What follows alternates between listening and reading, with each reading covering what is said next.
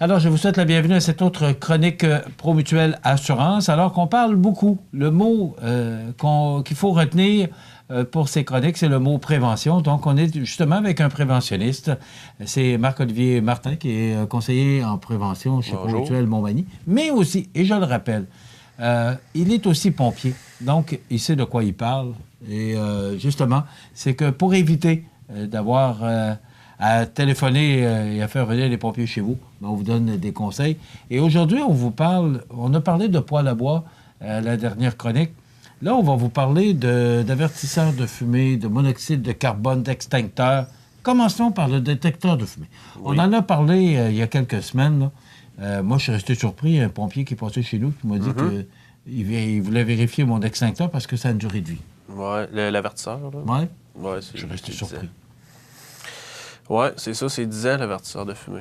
OK. Puis, ce qui est important, nous autres, ce qu'on vérifie dans nos visites de prévention avec l'assurance, c'est important qu'il y ait un avertisseur de fumée par étage. Fait que dans le fond, si vous avez juste un avertisseur, par exemple, au rez-de-chaussée de votre maison, puis que le feu prend au 2e étage, bien, la détection, ça va prendre beaucoup de fumée au 2e étage pour que la détection se fasse. Puis s'il y a des gens qui sont couchés là, bien bref... des fois, il peut être trop tard. Il peut carrément être trop tard. Fait que bref, mettre un avertisseur de fumée sur chaque étage. Si le feu prend au sous-sol, bien, la détection se fait suivre bien souvent. On a le panneau électrique au sous-sol, le poêle à bois. Bref, il y a plein de choses qui peuvent mettre le feu. Fait que c'est d'avoir un avertisseur par étage. Bon. Et le changement de pile? Changement de pile au changement d'heure, idéalement. Donc, ça veut dire 2 fois par année. 2 fois par année. Est-ce que les gens le font? Ça répond à ma question. Quand on fait nos visites de prévention, bien souvent, l'avertisseur est sur la table, est sur une commode. Il a sonné. Là, il a sonné pendant la nuit, il a enlevé la batterie, ou il a sonné, je ne sais pas, les gens n'ont pas eu le temps de la remettre en fonction. Bien souvent, c'est plus la négligence qu'il y a. Fait que sur 3 avertisseurs, il y en a tout le temps un qui ne marche pas. Là, et quand l'avertisseur, quand les batteries sont vers la fin, ça crie, il y a un petit cri. Un petit bip, là. Oui. Alors ça veut dire que les batteries, les piles sont à changer. Mais si long, ben, c'est au changement d'heure. Ça veut dire mars, avril et octobre-novembre. Il y a un bout de temps que les batteries, ben, dans les avertisseurs de fumée, c'est les batteries 9 volts carrés. Il y a un bout de temps qu'on pouvait les mettre dans les télécommandes. Fait que là, les batteries se ramassaient là. Mais là, à cette heure, dans les télécommandes, c'est des petites batteries 3A. Là. Fait que là, c'est moins pire un petit peu. Mais il y a toujours une raison pourquoi il n'est pas en fonction. Ce qui est le fun, à cette heure, ça vient d'arriver comme sur le marché. Les avertisseurs de fumée, ils ont comme une batterie intégrée qui est bonne 10 ans. Fait que ça évite aux gens de faire une maintenance 2 fois par année. Okay. Fait que l'avertisseur, il se met en fonction, par exemple, on est en 2018, mais il se met en fonction en 2018. En 2028, il va ressonner pour dire qu'il n'est plus bon, il faut le remplacer. Fait que, et comme les avertisseurs ont une durée de vie de 10 ans. Ah, ben oui. Mais il est plus dispendieux.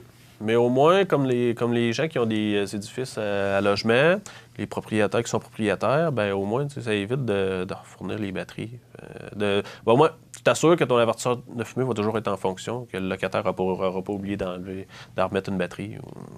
Fait que ça, c'est pas pire pour ça. De savoir que c'est disponible. Oui, il y a plusieurs marques, plusieurs modèles. Il y en a qui vont faire la fumée, monoxyde de carbone, qui va être bon 10 ans. Bref, il y a plein de marques. C'est ça qui est intéressant à cette heure. Monoxyde de carbone.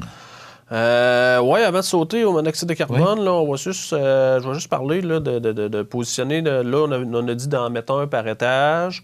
C'est de positionner notre avertisseur de fumée. Il ne faut pas qu'il soit dans le coin d'un mur. Dans le fond, c'est de se garder à peu près là, de 4 à 12 pouces dans le coin de notre mur parce qu'il y a toujours une circulation d'air dans les coins. Ce qui pourrait... la fumée ne va pas nécessairement là. Fait que bref, c'est de le mettre de 4 à 12 pouces du coin de notre mur. Si on a un plafond cathédral, c'est la même chose. Là. C'est de le mettre à peu près de 4 à 12 pouces. Ils disent 1 mètre. Je dis 4 à 12 pouces, c'est pas vrai, c'est pour mon mur et plafond. Mais pour les plafonds cathédrales, c'est 1 mètre là, du coin en haut. OK. Fait que c'est ça qui est important à retenir. C'est de le mettre à proximité là, des escaliers aussi, des chambres à coucher. Après ça, ne pas peinturer notre avertisseur de fumée. Puis, pourquoi? Bah, des fois, les pitons vont comme, en mettant de la peinture dedans, ils vont comme devenir comme non fonctionnels.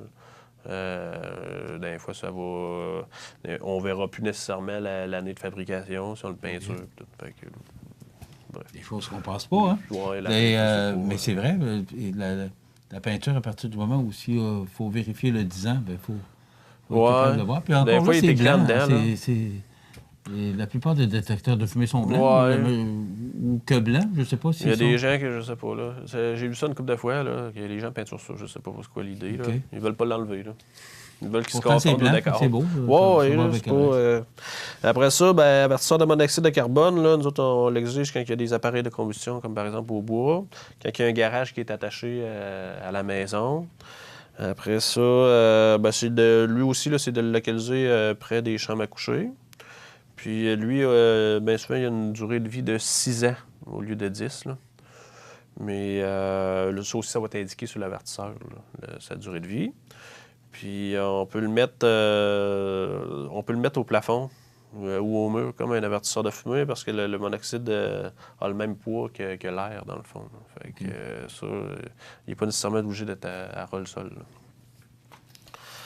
Après ça, les extincteurs. Les extincteurs. Est-ce que c'est obligatoire?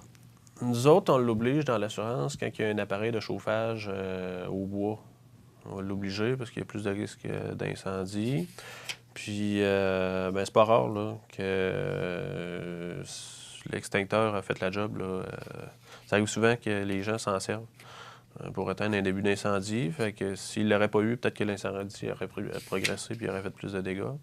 Mais pour le prix que ça vaut, moi, je trouve que ça vaut la peine que tout le monde en ait un. Mais nous autres, à l'assurance, on exige qu'il y en ait un juste quand il y a un appareil de chauffage au bois. Là. Okay. Fait que dans le fond, pour le milieu résidentiel, ce qui est important quand on va acheter notre extincteur, c'est qu'il y ait l'étiquette qui est inscrite A, B, C. Le A signifie que c'est pour éteindre les feux de papier, bois, plastique, tissu. Après ça, le B, lui, va dire que c'est pour éteindre les feux d'huile, de l'essence ou les graisses. Puis C, c'est pour les feux d'électrique sous tension. Fait que dans le fond, en ayant le ABC, on a un appareil, un extincteur qui est polyvalent. Fait que, bref, c'est toutes des choses qu'on peut retrouver à la maison. Si, par exemple, il y a d'autres marques, d'autres types d'extincteurs qui vont être utilisés dans des lieux précis. Fait que, comme un extincteur de type K, lui, on va le retrouver dans les restaurants. C'est spécialisé pour ça. Fait que nous autres, on n'a pas besoin de ça à la maison. On veut un appareil qui est polyvalent. Fait que le ABC, c'est important de vérifier qu'il y ait ça dessus. Mais le ABC, c'est ça. Okay. Mais vous l'exigez seulement pour ceux qui ont des poêles à bois? Oui. OK.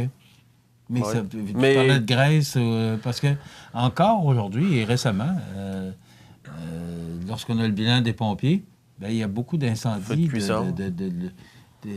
lorsqu'on fait frire des patates frites là, et qu'on n'a pas le récipient homologué, là, je pense que c'est le bon friteuse, mot. Oui, la friteuse. Alors, on met ça dans un chaudron avec de l'huile, la patate frite et bon. Bien, lui, notre extincteur. Encore récemment, c'est arrivé. De toute façon, t'es oui, ça arrive. Oui. C'est en assez 2018, c'est difficile à croire que... Mais tantôt, on parlait d'incendie contrôlé avant l'arrivée des pompiers. C'est le genre de feu qui se contrôle, qu'on voit souvent. On arrive, nous autres, les services incendie, puis il est déjà contrôlé parce que la personne avait un extincteur. S'il n'aurait pas eu, comme je disais tantôt, on n'aurait peut-être bien pas le même résultat. Il faut surtout pas jeter d'eau là-dessus. Non. On l'a déjà vu dans le passé. J'avais fait une chronique là, on avait une vidéo qui... Ouais.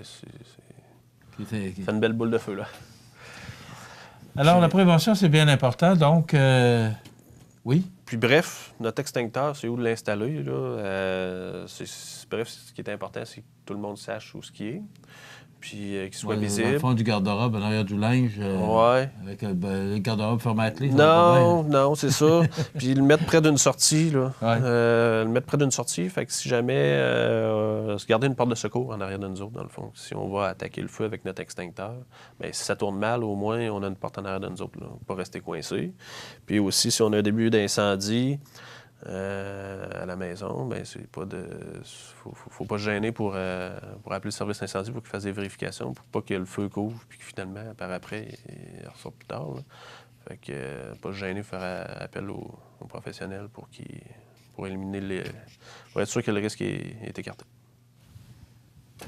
Donc, c'est important, le détecteur de monoxyde de carbone, mais également le détecteur de fumée oui. et l'extincteur. L'extincteur, ce sont des outils que vous devez absolument avoir à la maison pour vous éviter bien des problèmes et surtout, ben, ça peut causer des décès aussi ou des graves préjudices. Alors, c'est important de faire de la prévention. C'est le mot. D'ailleurs, c'est un préventionniste. Je pense que ces chroniques-là sont vraiment axées là-dessus, sur la prévention. Bien, merci beaucoup, Marc-Olivier Martin, qui est préventionniste ou conseiller en prévention chez ProMutuel Montmagny. 248-7940, si vous voulez le rejoindre en tout temps, il est disponible. Et si vous voulez avoir des conseils, il peut se rendre aussi chez vous pour vous donner des conseils. Alors, c'est important, un préventionniste. Et le mot prévention a tout son sens. Ça complète notre chronique pour aujourd'hui. On se retrouve dans 2 semaines. Oui. Merci, Marc-Olivier. Merci.